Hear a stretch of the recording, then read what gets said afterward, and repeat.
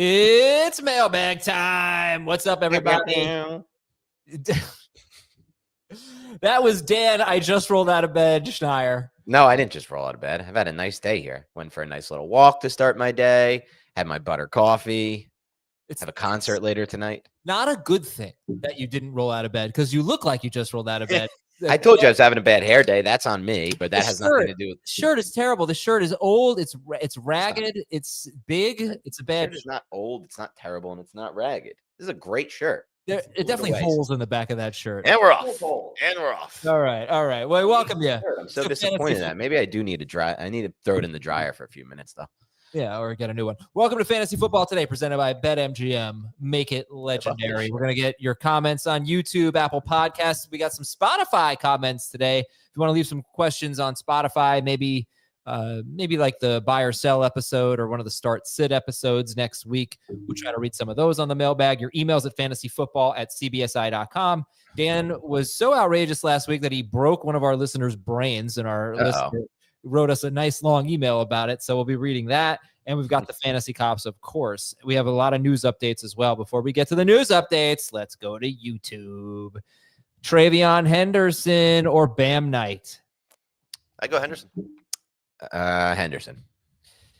Okay. Click the like button, says Ernest. I agree. Non-PPR, would you trade away Jacobs and Ibuka for Devontae Adams, Bill, and Bucky? Yeah. Yes. I would. I have high expectation about Bucky rest of season. We went over this earlier this week on Beyond the Box Score, and you're getting a third player in there who's useful in Bill. This is a disrespectful comment that needs to be attended to. Kevin Morgandi looks like a Grateful Dead shirt. Does Dan know who the Dead are? You're damn right I know who the Dead are. They're one of my favorite. They're probably my favorite band of all time. Them or the Allman Brothers. So let's relax over there, Kevin. I know a few things about life. Not much, but a few things. Adam, do you think that Dave ruined the bit we're doing today? I don't think so. Okay, good. I think we're good. No, nothing. I got nothing from Dave today. We got a bit going. Uh-oh. With Puka Nacua out in full PPR, I have to choose between Pacheco, Nick Chubb, or Kayshon Boutte. I would just punt on the week. I would go see if one of the backup Rams receivers are available. But Boutte's fine. Boutte's okay. Boutte's definitely the play of those three for full PPR.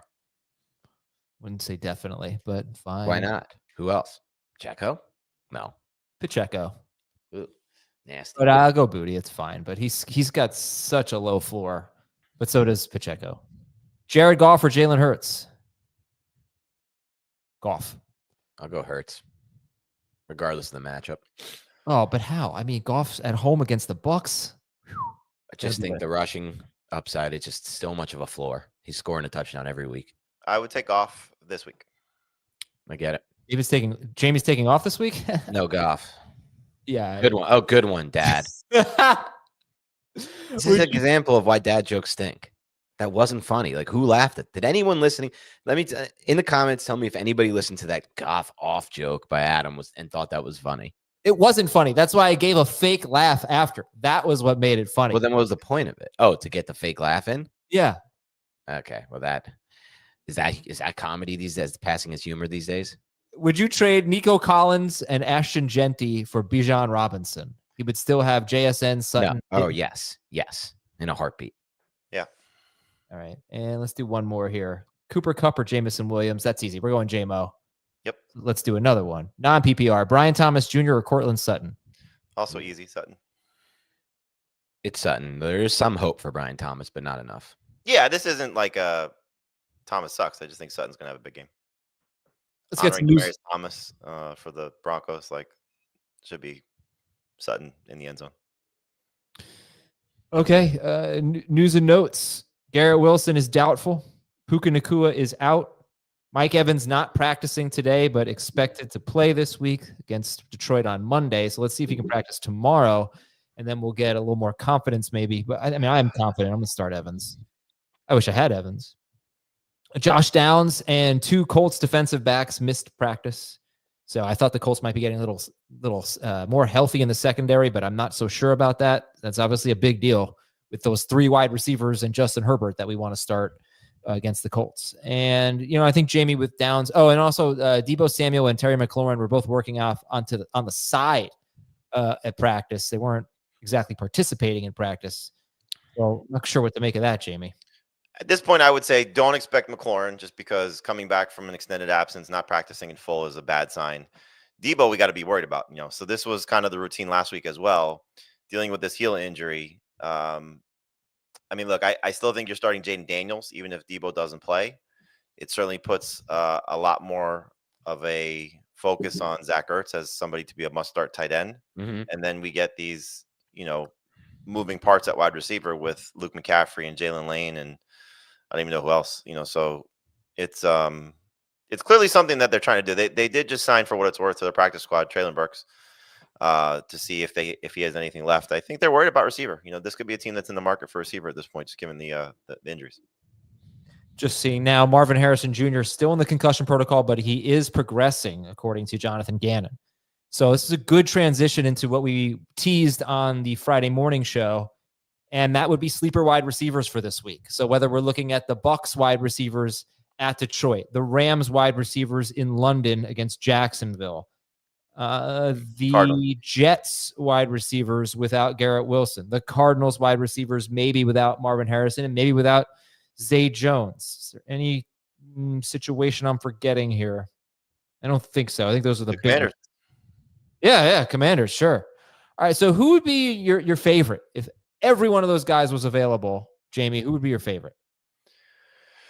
I go back and forth between Sterling Shepard and Tutu Atwell and Jordan Whittington and just the guys that are attached to good quarterbacks at this point. So there's a chance, for example, for the guys in Arizona, most likely Michael Wilson at this point. There's a chance for Josh Reynolds to make some plays. But and even in the Commander situation, you're looking at the defenses that they're facing, the quarterbacks that they're associated with, and even what Vegas is telling us, like that line really hasn't moved yet between Dallas and Washington, even with the injuries at wide receiver. And I'm factoring in they probably didn't expect Terry McLaurin to play or be 100%. So I would lean Shepard first, just because there's some long-term appeal there. Then I would probably pivot to Tutu Atwell and Whittington, and then even go back to Tez Johnson next. So just kind of maneuvering my way between the Bucs and the Rams. But Michael Wilson's intriguing, though, especially if Kyler plays. They're all intriguing. Danny, any thoughts on this? Well, on one note, I almost feel like Michael Wilson's more intriguing if Kyler doesn't play, to be completely honest, just based on what I saw last week. The passing game was much more healthy with Brissett in there. I am looking for the players attached to the schemes and the offense I believe in. So Washington's the one that Washington and Tampa are the ones that come first to mind. Jamie nailed that. I would say if you're looking for upside, though, Tez is the interesting play there. Was a great player at college, just had really bad measurables. He was super small and didn't have good speed or athleticism in the testing time, but just was great on tape. I think he had like 90 receptions and over 1,400, some kind of crazy numbers his final season. I don't have him right in front of me right now. And 8 touchdowns at Oregon. So good player. He would be close to the top of the list for me. And then in Washington, it's probably Luke McCaffrey for me, who was a player who was actually like top 5 in separation rate in his rookie season, just didn't get a lot of snaps. Maybe doing that, maybe getting those snaps now if both Debo and McLaurin are out. I'm going to guess you just left them out because I would assume you like the Rams scheme because there's, I do. The Rams just play so slow and they play huge opportunity there. I mean, Tutu Atwell last year when there was no Puka. They would be obviously next for Devontae me. Adams, but when he's had 5 or more targets, he's been good. And similar, obviously, with Tez Johnson, the explosiveness. They're next for me. They just play at such a slow pace at times. Yes, sir. Yeah, I think I go Atwell, and then any of those Bucs receivers. I also like Cameron Johnson. I think he's a more complete receiver than Tez Johnson, but not as explosive. Oh, Terry McLaurin is out. Oh, seeing that come in. Okay. So, yeah, I mean, it's really a coin flip, but you've got some options this week. I was thinking people are. Oh, I'm sorry. We forgot one. If DJ Moore is out, Luther Burden is not only worth potentially starting this week with that matchup against New Orleans, rostering rest of season. Yeah. Oh, he might be my favorite. Yeah. And that's interesting. But I mean, DJ Moore gets 5 targets a game, so it's not like he's replacing a big target hog or anything. No, but if you're talking about now potentially 7 targets a game, because he was probably getting around 2 for Burden, 2 or 3 on average. Right. Okay. Right. But here's the thing, right? So he's the slot guy. So is it going to be, Zacchaeus that's getting more work? Is Burden going to get more work? I think he only ran 13 routes last week. So it could be a bit of a trick. Ooh, it's a tough. Well, it's also coming off a bye. Don't negate that. Rookie wide receivers off bye weeks typically starts where they start. Is typically when they start. I mean, he ran 13 routes last week. That's nothing. But it's the start of something, though. Is it? Okay. It's the entire passing game was bad. Right, but he played a little bit more last week. He did have his highest route participation rate of the year. It wasn't by much, but it was. This is Luther Burden we're talking about. All right, that's a good call. So you got some options here. I was thinking to myself, I am so smart because everybody else is in wide receiver hell. I didn't draft any Garrett Wilson, any Puka Nacua, or any Emeka Ibuka. I knew it. It was all for week 7. I knew I was ahead of the game. 3D chess. All right, football fans, you bet on your first player.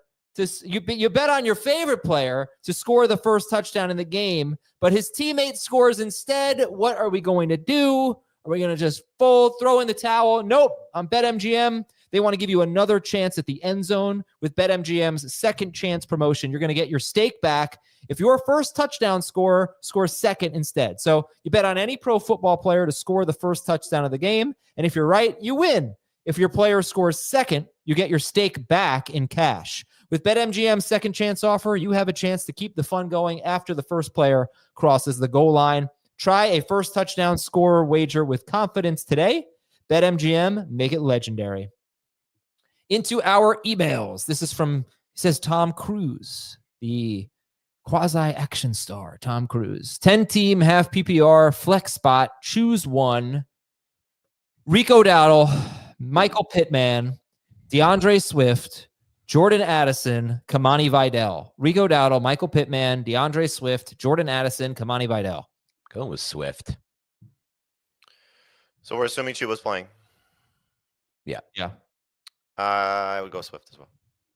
That's what I said too. From Brian in Portland, Oregon. PPR 10-team. Who am I sitting? Rico Dowdle, Quinshon Judkins, Ashton Genty. Rico. Yeah, Dowdle, just with the return of Hubbard, it's the least guaranteed volume we're going to get of those 3, I think. From Brian, thinking of offering Scadaboo and AJ Brown for T. Higgins. Ugh. No, that's gross. If you believe in T. Higgins after what you saw last night, you could probably do Brown for Higgins with the hope that the Higgins manager wants the potential Brown. So if you really have like a not so great feeling about AJ Brown rest of the season, but a positive about Higgins, like I could get on board with that if that's how you feel. Okay. Let's see something here in the chat. No, never mind. Okay. This is from Peterson. Pick 2 and half PPR. Peterson. This is an email from Peterson. What's that from? Ferris Bueller. This is George Peterson. Oh, yeah. I think we've done this before. Yeah, we have. And I still can't pick it up. Yeah. That's maybe not a great impression. Who knows? I think it's great. Half PPR, pick 2. Teteroa McMillan, Alvin Kamara, AJ Brown, or Mike Evans. I would go Evans and Brown. I don't want to get Tet in there, but I don't think I could bench Evans and Brown. So, yeah, Evans and Brown is fine. Baker Mayfield or Drake May, 4-point per passing touchdown. May for me, but it's close. No. I'm going Baker. Yeah, I'm on the Baker train. I know the weapons are down, but I just think that's going to be a shootout. Wow, I actually thought it would be the exact opposite. I thought Jamie was going to take Baker Mayfield and Dan was going to. I love May. I love May. Don't get me wrong. Just think I like both this week. I mean, the game script, I trust more. May's this playing is the great. Mike Vrabel Bowl, baby. May's playing great. One guy's the MVP. Who do you think has more rushing yards this year? May. Who? May or Baker? Mayfield or Drake May? I'll take May the rest of the season. No, who has right now more rushing yards? Right now it's Baker, right? Correct, by 20 yards. Yeah, he's been running a lot this year, but no touchdowns. And their offensive line's been was bad. It's going to get better. They're getting guys back. They're moving Barton back to center, which is huge, and then Wirfs at left tackle's legit. It's funny how you say Baker's. I assume you mean Baker's the MVP. Mace in the discussion. Baker's the MVP. You know who'd be second for me in MVP? May's definitely in the discussion. Second for me would be Dak Prescott. You know, it's funny when we talked about that this morning. I was asking to say literally was about to say this. If they had beaten the Panthers last week and beat the Commanders this week, he would be in the MVP conversation. It's not a bad take, but it's also not a good one, and I'll tell you why. To put him over Drake May, which is what you just did, Adam, it's really disrespectful to what May's done. He's been better than Dak across the board with worse weapons and a worse offensive line, and he's actually won massive games like the one against the Bills. So just a terrible take from that standpoint. Drake May well over Dak Prescott, though I do respect and love Dak Prescott's game. Dak, I think you said this preseason, Adam. The Cowboys are the Bengals. I mean, it's the exact same situation as last year. Yeah. Great when you had, preseason, I was a little worried about the Cowboys offense. I didn't see this coming. But when you have a good offense and a bad defense, it's an amazing combination. We're going to take a break. And then Trayvon Diggs is in the concussion protocol. He had an accident in his home last night and won't play Sunday. Yeah, I saw that. All right, we'll get well soon, Trayvon Diggs. And by the way, there's a video circulating. I don't know what made me think of this. Of Justin Jefferson posing as a photographer. Did you see this? Not a video. It was with the GM of the Vikings. Yeah, it was on Prime Video last night. It was after the game. Oh, it was. Oh, yeah. It was so. I saw it on Twitter today. It was so funny. Treat yourself. All right, we'll be right back on Fantasy Football. What's that from? Treat yourself. You know, it's from the second best show between The Office and Parks and Rec. From a considerably better show with the more diverse characters and a lot of funny add-on characters. Okay, Ralphie, it's just a better show. We'll be right back after this. When you need your sports news all the time, we've got breaking news to bring to you. CBS Sports HQ gives you a snapshot of all the sports that matter to you. When you need your sports in a snap, find it on CBS Sports HQ. Streaming free anywhere you are. Okay, a lot more emails to get to. Here we go. With the trade deadline approaching, this one's from Aaron. With the trade deadline approaching, who should we stash that could benefit from a trade? Does not appear that Alvin Kamara is getting traded. So any Kendre Miller upside hope. Retire if he gets traded. Yeah. Any Kendre Miller hope now depends, unfortunately, on an injury. So just keep that in mind. I don't know at what point the Jets would turn to Isaiah Davis if Breece Hall is traded, but he's the next man up. So there's a stash candidate in deeper leagues. I think in deeper leagues as well, Jack Besh is worth stashing. Trey Tucker first, but Besh would be the next receiver probably to be elevated more so than Deontay Thornton based on the role that Myers plays and the role I think that Besh will play. So he's somebody that you can look at. I guess if you want to say Malik Washington, if the Dolphins trade Jalen Waddle, I'd be shocked if they traded Jalen Waddle. If you're looking to rebuild this team, it's Waddle and Achane to me, and then just sort of figure out the rest from a skill position standpoint. So plus, what incentive did the GM and coach have to trade Waddle right now? None. I guess just draft picks. You're trying to. They're not going to be there. That's the they're coaching for and managing. Yeah, but that also could be they're both fired this week, and then whoever's the interim step in and owner mandates or whoever is advising the owner. I don't know who else would be trade chips. I guess maybe David Njoku is somebody to keep an eye on. Yeah. But we already know Harold Fanta would benefit. So I think the Packer situation is an interesting one. They've been also involved in these rumors. Say they do move Dobbs, which I don't think they would, or Wicks. Will that open up Matthew Golden for a breakout second half season? The Olave one's interesting because if Olave does get moved, and he seems the likeliest, I think, of the big names, does Shaheed become a must-start player? So he's someone I would stash. He's not rostered in every league. Okay. Thank you, Aaron, for your question. This one is a 14-team PPR league. Who do you like better, Marvin Harrison Jr. if he plays or Quentin Johnston? QJ. I would go with Quentin Johnston. Okay. Fannin or Waller at tight end? I've changed my rankings significantly with Waller. So Fannin was already ranked ahead of him, but to me, that's easy right now. Fannin. Yeah, I like Fannin too. Dobbins, Jordan Mason, or Marvin Harrison Jr. or Darren Waller? Mason for me. Dobbins for me. Okay. This is from Grant. He says, Adam, I wanted to let you know that I went to reheat my leftovers today, and I was reminded of your chicken and rice story from the other day, along with your rant about not microwaving plastic containers. As I went to put my food in the microwave, I came very close to transferring it all to a plate, but I couldn't bring myself to dirty an extra dish when the container seemed to work fine. Anyway, I feel guilty for not listening to you, and I can confirm that this chicken and rice did not heat up evenly. I'll bring myself to buy glass Tupperware once the next paycheck comes in. I missed this rant. I'm so involved in it. I love this. What was your rant that you should not reheat stuff in a microwave Tupperware? It's not a rant. I do not heat up plastic. Well, it's definitely bad for you. With that said, we have so much microplastics in our body right now that we're screwed anyway. Stop right there. Today, this morning, as luck would have it, there's an article in the Washington Post, not political. Okay. It's about this very subject. I screenshotted it and I sent it to Heath. He was completely unmoved. Send it to me. But the point was, I'll send you exactly what I sent Heath. The point was, we don't know exactly how harmful it is. There are microplastics in everything, but if there's one thing that releases them, it is heat. And I take away from this article, and I'm sharing it with you good people out there. Do not heat up plastic. You don't have to do it. Heat and plastic are a bad combination. It really is. And that doesn't even touch on the fact that if you put it on like an actual plate, and then the way to do it is to put all the food like in a circle around the middle. So the middle you leave empty of the plate, and then that evenly heats it. Yeah, that's how you evenly heat the food. So you just leave that little circle in the middle and have the food around it. That's better from a taste standpoint. On the microplastics front, like, it's definitely not good to heat up plastic. Like, that's why they say don't leave a water bottle in your car and then drink out of it. Yes. All those things. But like, we're so screwed already on a microplastics front. I don't think people realize how done and cooked we are from every standpoint. Like, even the water bottles, like if you don't leave them in your car, they've been hit by heat before you buy them and you bring them into your house. Like, they're done already.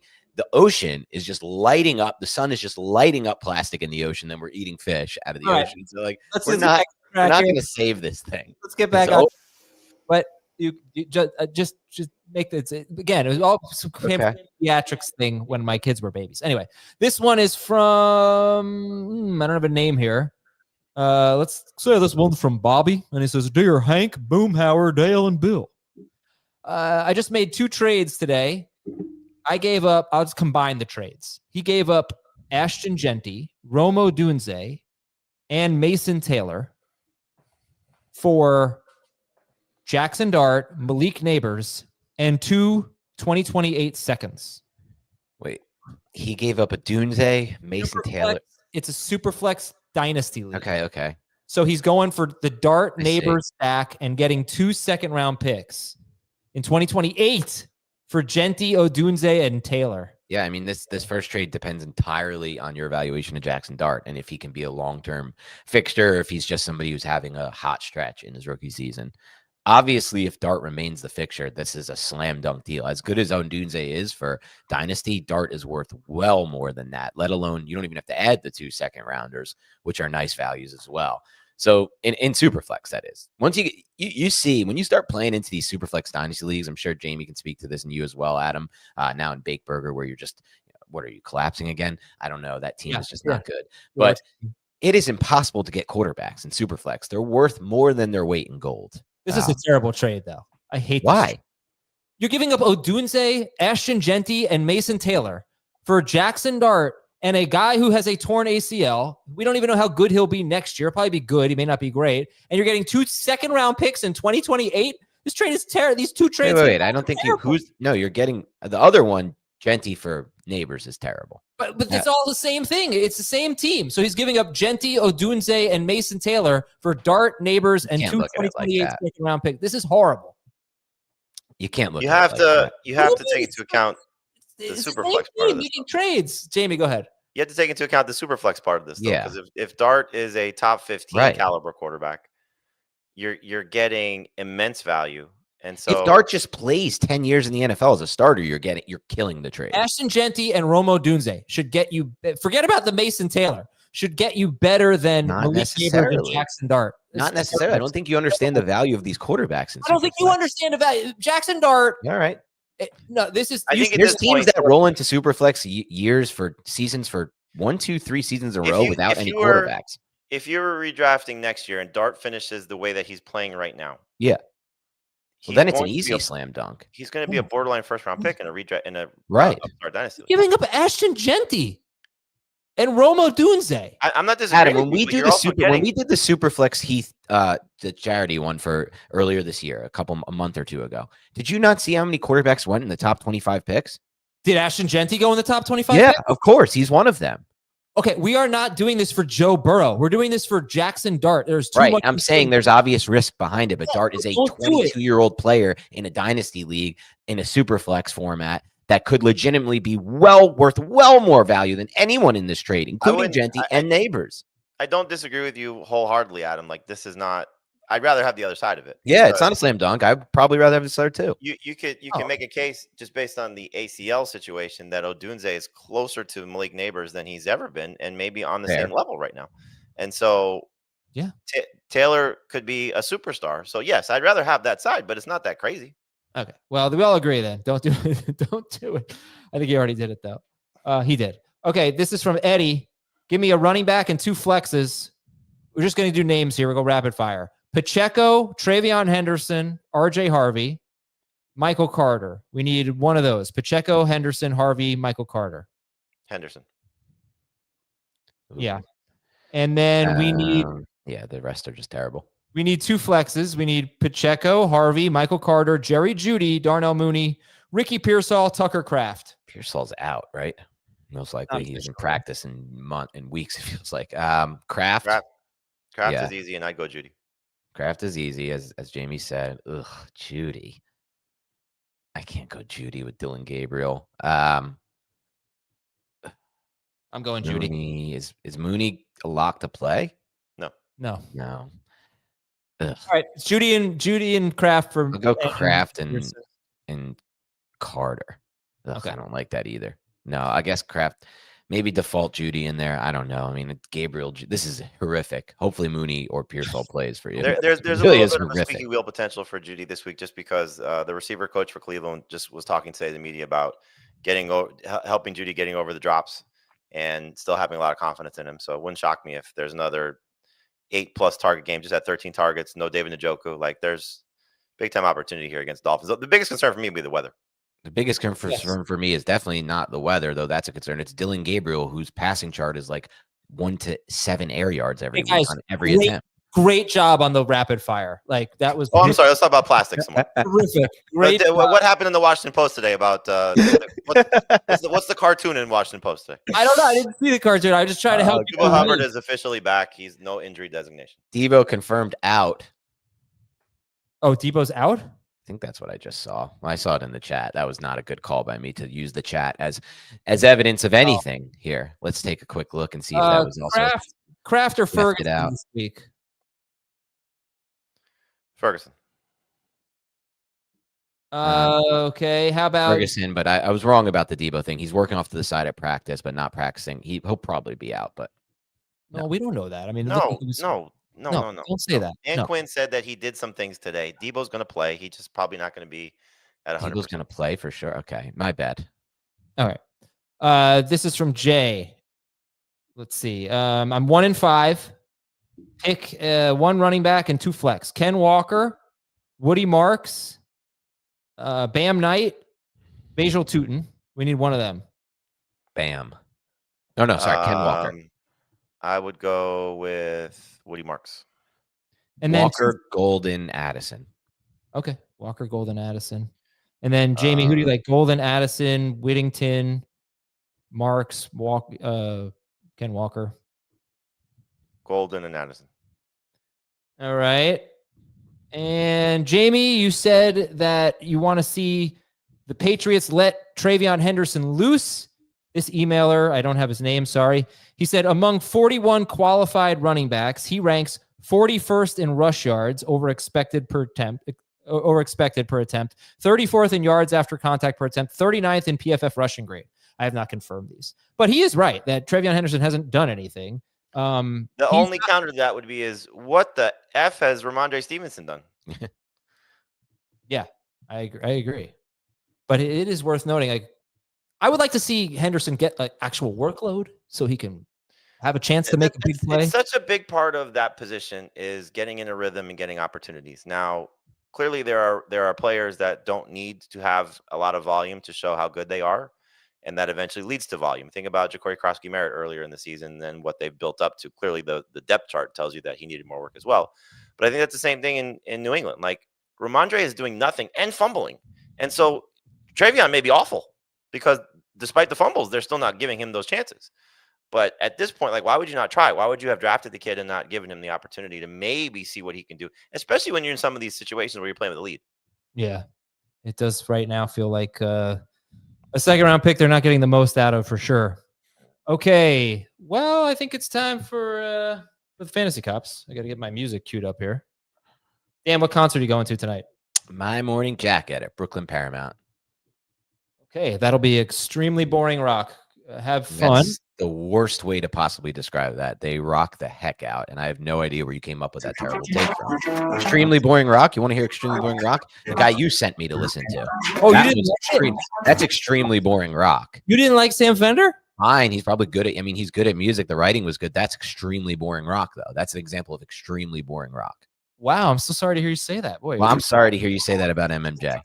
Don't you ever say that about my I don't even believe your Sam Fender take. I think it's just retribution for me. It's just retribution. I swear to God. I barely listen. I listened to one song and it was pretty good. But the fact that you called My Morning Jacket boring rock is crazy. How bad. You've never listened. Have you listened to a song of them? There's nothing genuine about you. You just went on this, like, you just said Sam Fender's. You listened to one song. You liked it. The fact that you just said there's nothing genuine about you is really disrespectful and really hurtful. Actually, hurtful is the term that I would use for that. Oh, wait till the email I'm going to read at the end of the show. Okay, Fantasy Cops time. This one is from The Flea. A trade was accepted where the last place manager was offered R.J. Harvey and Jackson Dart for Saquon Barkley. Our league has a veto period of 1 day, and it requires 8 votes out of 12. But really, there's 12 teams in the league. I don't know the teams in the trade voting. I don't know. Anyway, so the trade was R.J. Harvey and Jackson Dart to the last place team for Saquon Barkley. 1 day veto period requires 8 votes. The following day, the poll closed with only 9 votes total, and 6 of them were vetoes. So they need to get to 8 vetoes. The manager who was set to receive Barkley began arguing that he should receive him since the poll had closed and there were not enough vetoes to vote, or there were not enough votes to veto. The commissioner created a new poll, which outraged the manager. I retorted and I said that the rule says there's a 1 day review and not a 24-hour review. And since clearly not everyone had seen the poll, we should extend the vote until everyone had a chance to see it. And it was only the next day. Shortly after the drama unfolded, the new poll had received the 8 votes required for the veto. Did we get it right by creating the new poll? Or is the greedy Saquon hungry manager right by the letter of the law? What say you, Fantasy Cops? I say everything is so wrong with this league. The fact of the matter is, if it's a 1 quarterback league, which I assume it is, and someone's just taking on Jackson Dart and RJ Harvey. Oh, no, it's super flex. It's super flex. Okay. Yeah. I'm a little more open to this, and at first I was just going to go off on like how, because this happens sometimes in leagues. Like a last place team is either A, just like bullied into a trade, like you stink, you're in last place, you got to change it up. Let's just do this, and he just doesn't care anymore, and he just accepts the trade. Sign of a very uncompetitive league. Or just like there's collusion, which is what I was thinking this would be if it was a 1 quarterback league. In a super flex, I don't think this is collusion. It's probably somebody who desperately needs a quarterback. In which case, I stand by the manager who won Saquon Barkley, who traded for Saquon Barkley, because A, the rules were you have 1 day to veto it. If it's not vetoed, that's it. And I don't even believe in vetoes in the first place. I don't know if I explained this properly. Okay. Let's say the trade went through on a Monday. Yes. They posted the poll, and then they reposted another one later on Tuesday. It was more than 24 hours since the original poll, but it was still the next day. So the wording is confusing, in this league. It says you have a 1 day veto period. Does that mean 24 hours or does that mean any time the following day? Because within the first 24 hours, there were not enough votes to veto. But after they posted the second poll, so more than 24 hours, but still 1 day later, you got enough votes to veto. So that's the question here. Jamie? I was looking up the news. Sorry.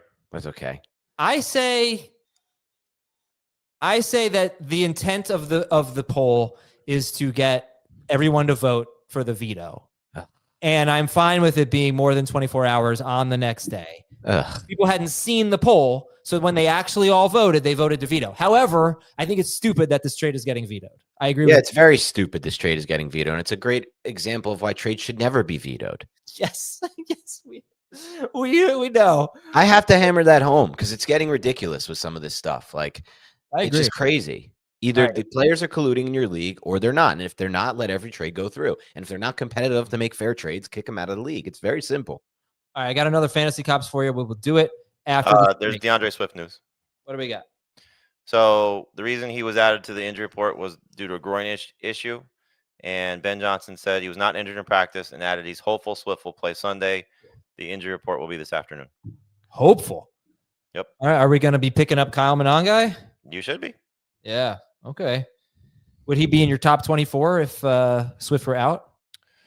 I would start him over Ken Walker. Yes. So he would be in my top 24. All right. We'll be right back with another edition of the Fantasy Cops.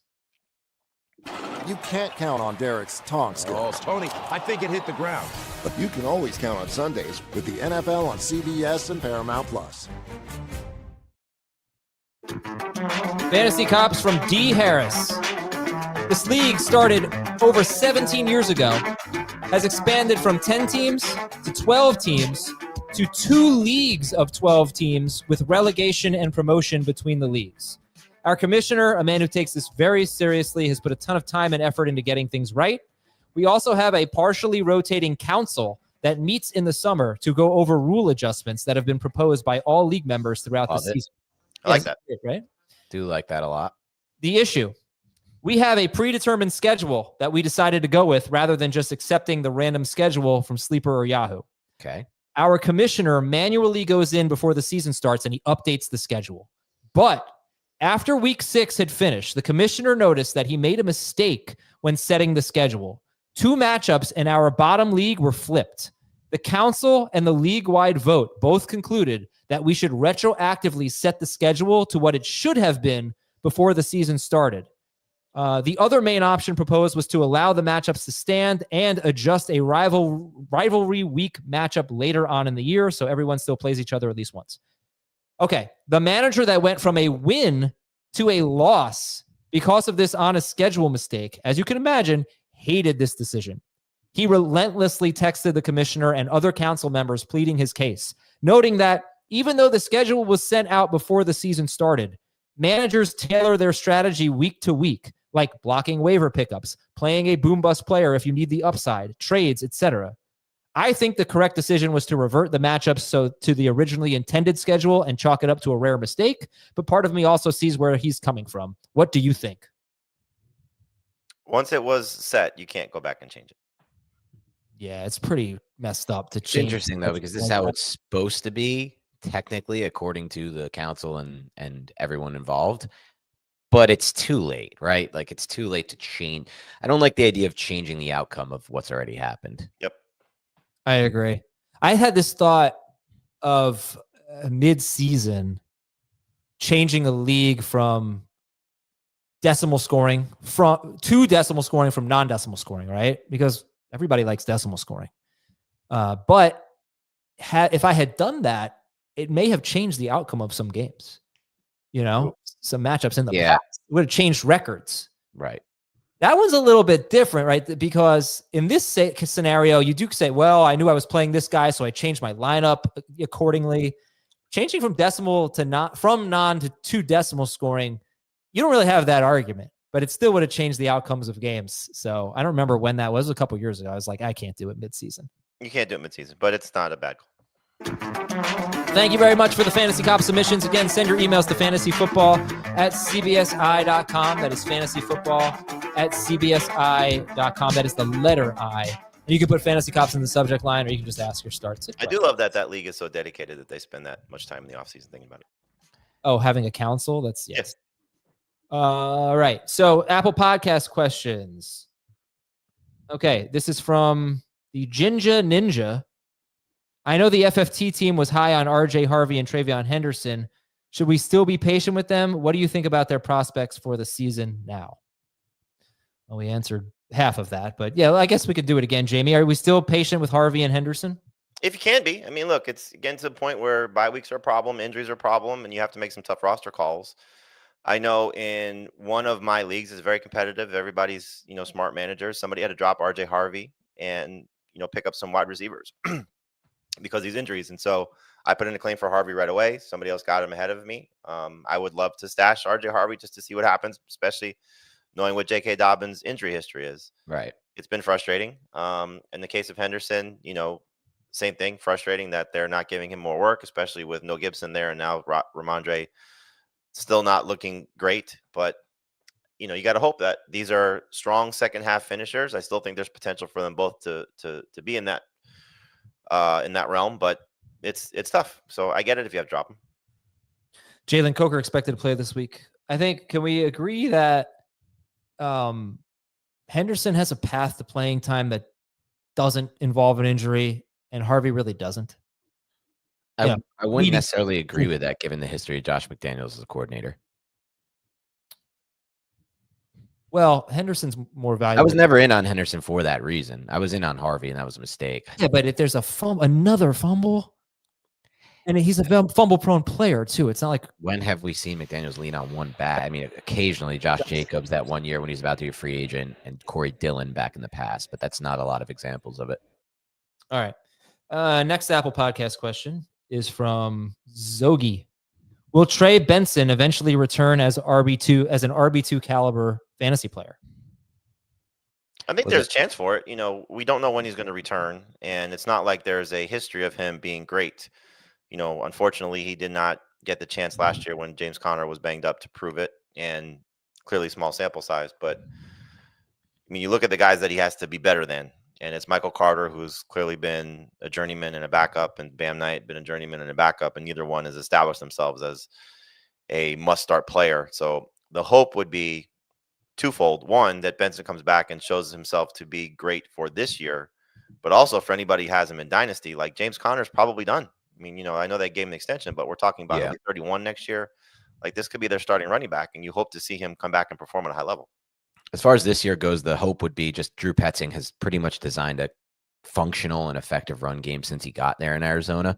And we found success. Bam Knight was a startable player last week. So the upside is still there, and it's a knee injury that he suffered instead of I like that better than like a high ankle, because you come back from the high ankle and a lot of times you're not the same. Next one is from Boozer Crayons, and he wants to know Brian Thomas Jr. or Mike Evans. I'll go Evans. Next one is from Frankie P. Standard scoring league. Don't ask why. Starting Metcalf on Thursday. I need another wide receiver, 2 running backs, and a flex.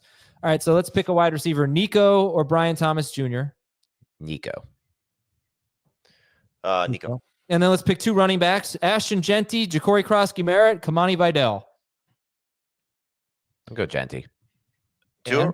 2. Oh, sorry. Bill and Genty. Yeah, Bill still. Vidal actually looked pretty good on some outside runs last week, but it was probably the matchup. And then you need a flex from Brian Thomas Jr. and Kamani Vidal. I go Vidal. Non-PPR, by the way. Oh, yeah, non-PPR. Vidal. Vidal non-PPR. Okay. And we can wrap on that one. Did I read this one? I don't think I read this one.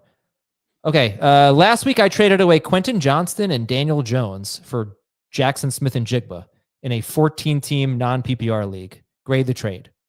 A++. Assuming you have an option in a 14-team league at quarterback. Yeah. A.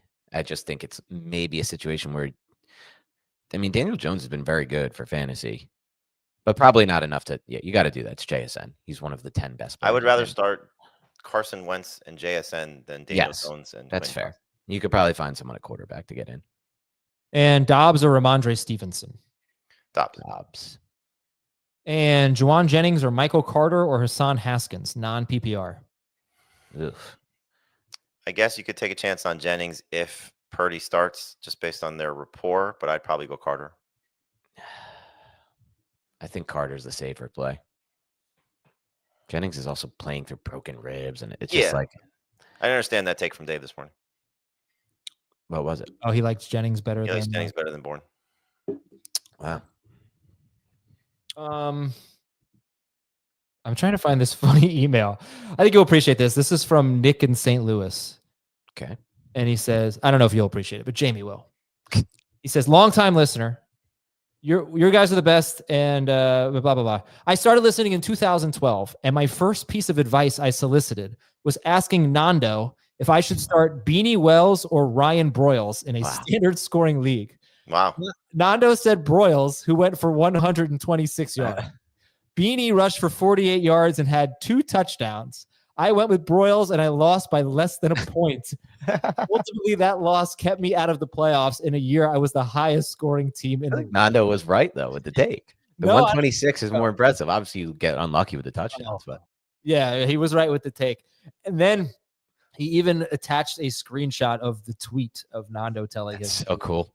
I think you should go with Broyles. I don't That's so funny, man. That's great stuff. Good trip down memory. Technically, he wasn't right with the take. I want to make that clear, but the process. Yes, right, exactly. All right, thank you for your Spotify questions. We want to grow our audience on Spotify, so tell your friends. Here's a question from Jackson Min. I keep hearing debates about whether Drake London is as good with Mooney in. Are there stats to back up either side? I could see Mooney taking targets or opening up the field. Is the sample size with Michael Penix specifically too small? So you have week 18 last year. You have week 6 this year. You have week 1 this year. I don't think was great, but I think his still targets were there. There's probably about 5 games, if I can recall off the top of my head. But he just gets uber targeted, and makes sense. So that's why he's my number 1 receiver this week as of now. Yeah, I don't. You have the numbers with all 3 in? Okay. Yeah. So his target, Drake London's target per route run rate has been 19%, 16.7%, and 41.7% with Darnell Mooney on the field in 3 games with Mooney. With him off the field, it's been 38.5%, 40%, 35.7%, and 51.6%. So with Mooney off the field, Drake London is the most targeted wide receiver on a per route basis in fantasy. With him on the field, 2 of 3 games, it's been concerning. It feels like a coincidence to me, but those are the numbers. No, I mean, the numbers suggest that what he's saying is true. Like London isn't as good of a play with Mooney on the field, but the eye test doesn't suggest that. Like when you watch this Falcons offense, you see an offense that's hyper targeting the first read for the quarterback. And the first read is almost always Drake London in this offense. And that's kind of the pet book on Penix right now, in my mind, at least. I'm watching him play. So ultimately, I would say Drake London is going to continue to be what Jamie said, one of the best receivers in fantasy. From Omar, grade the trade. I'm weak at receiver. I traded away Quinshon Judkins and my number 2 quarterback, Drake May, for J.K. Dobbins and A.J. Brown. Judkins and my second quarterback, who's May, but his second. I think this is a good trade. If he has enough I'm assuming this is like somebody with Josh Allen or Lamar or something.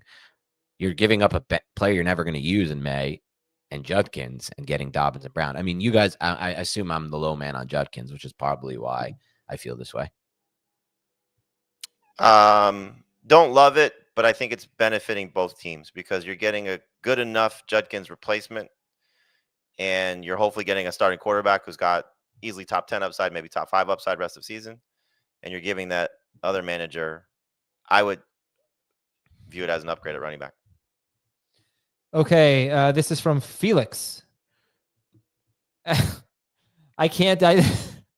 Adam, can you imitate Sean Connery as Gandalf in Lord of the Rings saying, I would want to hear this. Go ahead. You shall not pass. I don't think I can do it. Your best. You shall not pass would be it's not really. I feel like he kind of sounds like Gandalf to begin with. That wasn't as bad as I thought that was going to be. It's not terrible. Your Bane is still your best. I can't do my Bane anymore. You lost the ability to do an impression? How's that even possible? I lost the ability to do a lot of impressions. Okay. What? Yesterday I was watching South Park. I did a little Mr. Mackey, okay? It's like this. It's okay. I mean, that's an easy one to do. Yeah, okay. It's not your best. No, that was bad, okay? Do a good impression of a host who got through a show in an hour. I've never done that. I've never done that impression. From David, Hampton was called a sell high because of the Chargers O-line. Now Kamani Vidal is a must start. No, Vidal is as good of a sell high as you'll ever find. I mean, Yeah. we don't know when the window is of Amari Hampton coming back, depending on how long after the 4 weeks are up that he's eligible to return. But look, he just had his best game. It was against the Dolphins.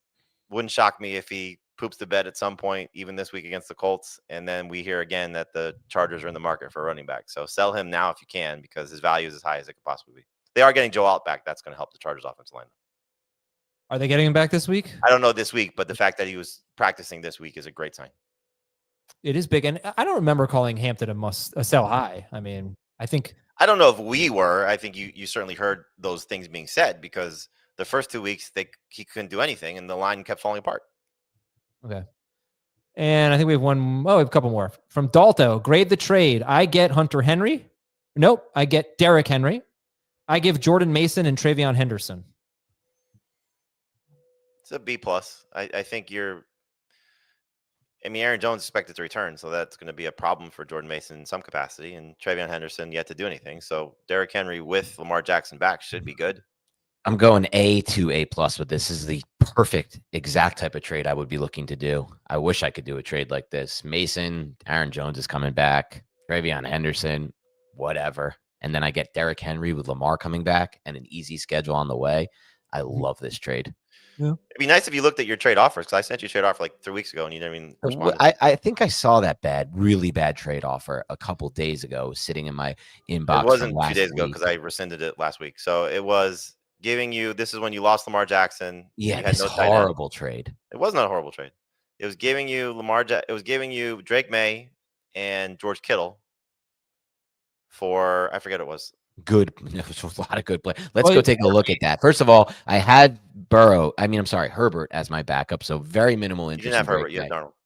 Darnold, fine, doesn't matter. I mean, Lamar's back next week. So which league? This is the auction league. I'm going to look at this right now and tell you what you wanted for those two players. So I get Kittle, who I actually like, and then now that I'm hearing that, I'm kind of disappointed I didn't get Kittle.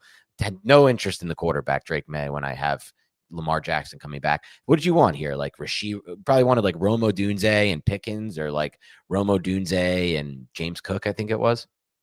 No. Yes, it was. You wanted two great players. I think it might have been Odunze, but it wasn't both of them. I wasn't going to be greedy like that. I'm not stupid. I'm not saying. No, you wanted a second. Was it Rice? Was it Rasheed Rice? No. Okay. I thought you wanted two good players for those two, which is not a bad trade for you. Maybe Dobbins. You're saying that Jamie shouldn't want two good players when he's giving up Drake May? No, but I wasn't asking. I'm not saying that, Adam. I'm saying if I have Lamar Jackson on my team, why am I taking on Drake May? Because he sent it 3 weeks ago when Lamar Jackson didn't. He sent it It was 6 days ago when I. No, it was not. It was absolutely. I rescinded it. It was like October 6th was the trade. Oh man. Michael says pick 2: Jalen Warren, Keenan Allen, Breece Hall. Well, hopefully you started Jalen Warren. So Keenan Allen or Breece Hall? Breece. Yeah, hopefully you started Warren. Breece Hall for sure. All right, YouTube. Let's make it happen. Okay. I got a text today saying the same exact thing. Am I the last one to point out that Adam and Joe Flacco could be They do brothers? look a lot alike. Yep. And they look a lot alike. What was the thing you were going to tell me about? You mentioned earlier in the show, like I got bashed in an email or something. I was going to say that to the very end. Okay. Brian on YouTube says, can we all acknowledge that Dan's correct doppelganger is Kit Harington? No, that's not. You think I look like Kit Harington? Are you out of your mind? Maybe like the D- version of Kit Harington. Sure. No, he's Jason Alexander. No, that is also disrespectful and untrue. Jason Alexander was never in this kind of shape. No, young Jason Alexander, very handsome guy. Not in this kind of shape at any point. He's always a round man. I've never been round in my life. Yeah. Sure. Adam's having great hair today. It's a good haircut I got. Tedero McMillan, Marvin Harrison Jr., Mason, Dowdle, Vidal, pick 3. I'm going to go all 3 running backs. We don't know if this is PPR or not, I guess. No, I don't know. Assuming it's standard, I can go with the 3 running backs and be okay with that. In any version of PPR, I want to get Tet in there, and I would take out Dowdle. I really don't want Tedero McMillan this week. Same.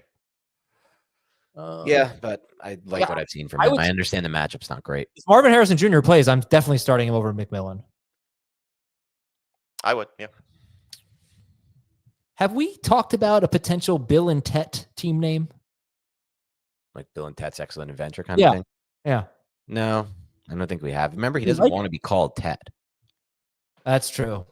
Did you hear have you been checking in on the Bijan saga? I'm back to Bijan. Well, he said it's all right. Go back to Bijan. Then I saw a commercial with him on Prime last night watching the game, and he said Bijan, and he said Bijan. So I'm at this point, I'm just at a loss. Kamara. How do you view Stephon Diggs rest of season?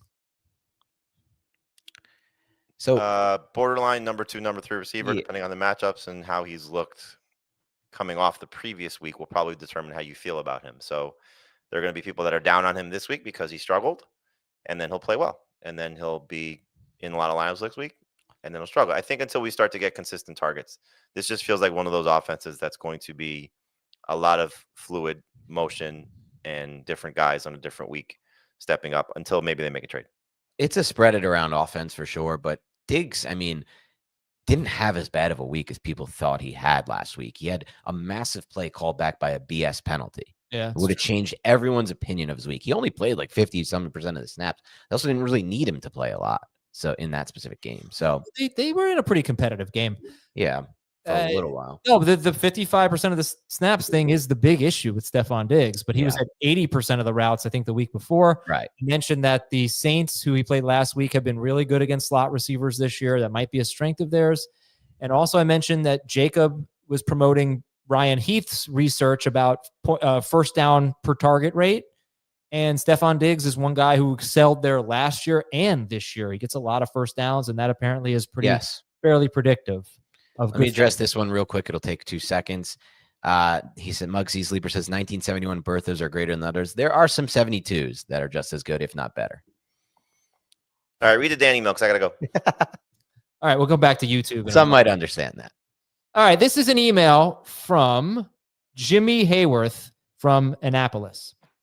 He said, longtime listener, first-time ranter.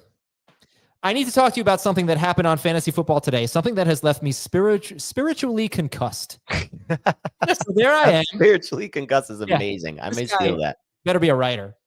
There I am, 4 a.m., folding laundry like a responsible adult, listening to you, Jamie Eisenberg, and Dan, who even is this guy, in my earbuds. Things are fine. Football talk, rankings, sleepers, and then you dip into one of your signature dad pun detours, casually tossing out Crosby, Stills, Nash, and Young. And what happens? Dan Hoozy-Wazzy over there says, "What's that?" I swear to you, Adam, a small mushroom cloud formed inside my skull. For 7 soul-scorching minutes, I listened as this man, this alleged adult human, tried to convince your entire audience that he, quote, knows the songs, just not the bands.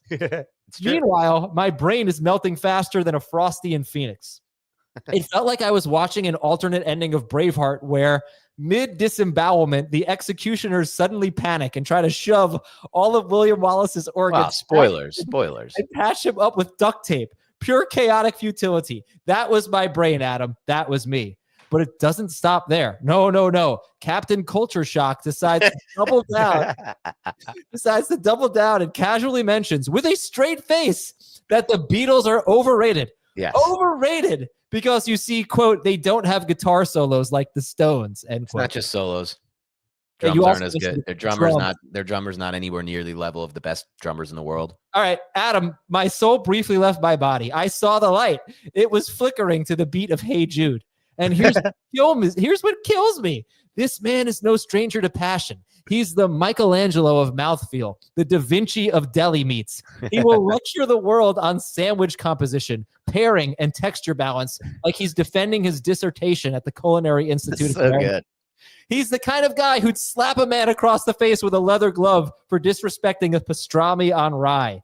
So explain to me, Adam, how does a man capable of such reverence for food turn around and desecrate classic rock, the most universally loved, unifying, recognizable genre of music in human history? How do you preach the gospel of proper sandwich respect while simultaneously declaring that the Beatles are just okay?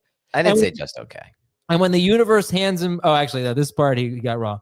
My brain had liquefied completely. The only thing left was the faint hum of Let It Be in the distance and the soft rustle of unfolded laundry. Hey, Dan, you know it actually goes great on a Frosty? You can try this at home.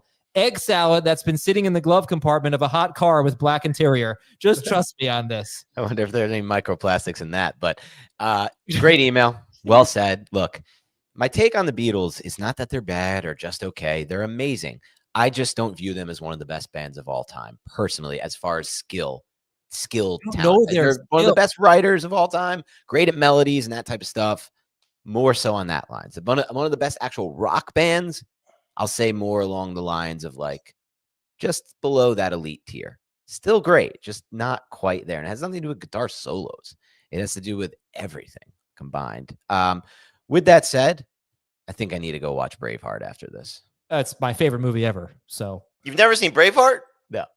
Oh, I knew you hadn't seen it. I spoiled it for you anyway. I don't care. It's okay. It's my fault for not having watched it. It's way too old of a movie. I don't believe in spoilers this late after the fact.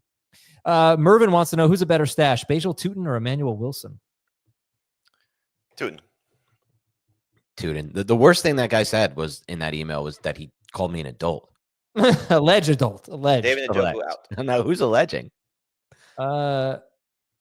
Yeah, Ringo, not a skilled drummer, bizarrely bad take. Now, No, not at all. Go look into it. Yeah, Ringo. I don't know the drums, but he is a revered drummer. Like, you were just wrong. He's a very, if he's a revered drummer, then it's very overrated. Like, listen to him and listen to Bonham. They're not even like in the same tier. But they're different era. Like, the Beatles started before these bands. They influenced these bands. You're just crazy. No, it's crazy to compare those two to me. Or Neil Peart. All right. Daniel Jones. Greatest drummers of all time. Here we go. Ringo should not be on that. John Bonham, Keith Moon, Neil Peart, Stuart Copeland, Buddy Rich, Ginger Baker, Ringo Starr. Yep. Yeah, that's way down the list, and that's still overrated at that point. I only know like 4 of those names, by the way. Herbert or Daniel Jones, and Scattaboo or Xavier Worthy.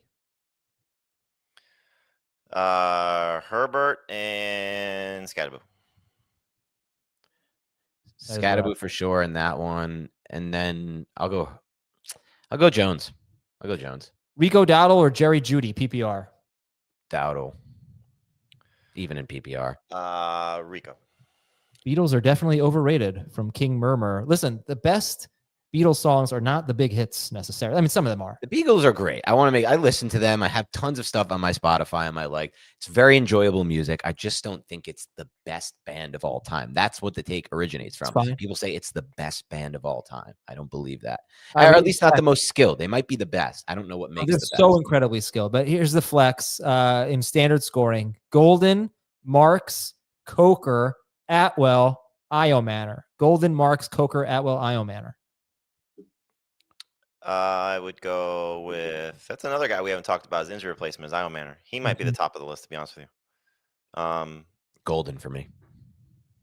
Golden has the most upside. Jalen Hurts or Caleb Williams? Caleb. Yeah, Caleb is fine. Dan doesn't know the intricacy of drumming. He's right. I do not know the intricacies of drumming.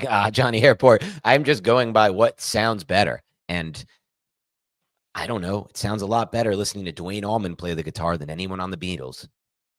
Listen to And Your Bird Can Sing, man. It's amazing. Diggs, Sutton, or McMillan? Sutton. Sutton. This is a funny one. Where's yeah.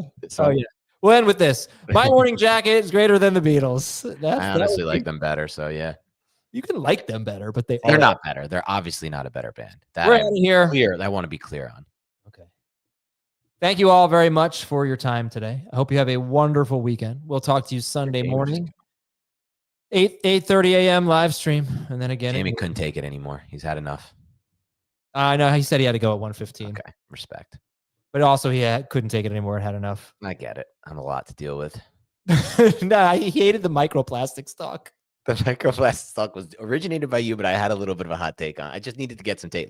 We're all worried about everything in life. When the reality is you can't worry about all these little things. They're all happening at the same time anyway. And we'll find medicine for it. Later in the future, there'll be good developments in medicine to fix the microplastics in our body. Don't worry. Yeah, I hope you're right. All right, folks. We'll talk to you on Sunday on Fantasy Football Today.